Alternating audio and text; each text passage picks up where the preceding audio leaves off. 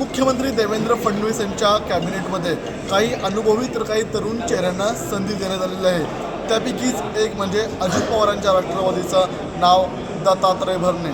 यापूर्वी त्यांनी राज्यमंत्री म्हणून काम पाहिलं होतं आणि आता पुन्हा एकदा त्यांना मंत्रिमंडळामध्ये स्थान देण्यात आल्याचं पाहायला मिळतं आहे. आपण थेट त्यांच्याशी बोलणार आहोत. सर्वप्रथम आम्हाला तुमचं अभिनंदन.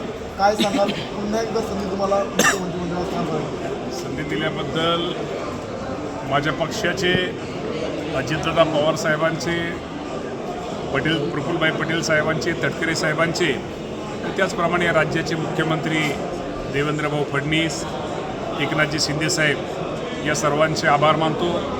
आणि माझ्या ज्या जनतेने, माझ्या इंदापूर विधानसभाच्या ज्या जनतेने मला विधानसभेमधून इथपर्यंत पाठवलं, त्या माझ्या जनतेचे आभार मानतो.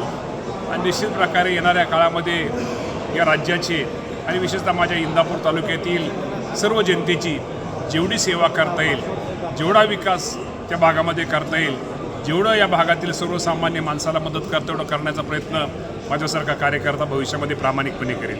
यापूर्वी देखील मंत्रिमंडळ आहे, मात्र या पुढील कालखंडामध्ये 5 वर्षांच्या कालखंडामध्ये तुमच्यासमोर काय ध्येय धोरणं असतील? शेवटी पाठीमागच्या 2.5 वर्षामध्ये मंत्रिपद असताना जे काय अनुभव आलेले आहेत, जे काय त्रुटी उणेवा असतील, त्या त्रुटी उणेवा भरून भविष्यामध्ये ते निश्चित प्रकारे जेवढं जास्तीत जास्त सेवा करता तेवढा करण्याचा प्रयत्न मी भविष्यामध्ये करेल. तर हे होते आपल्यासोबत बोलण्यासाठी मंत्री दत्तात्रय भरणे.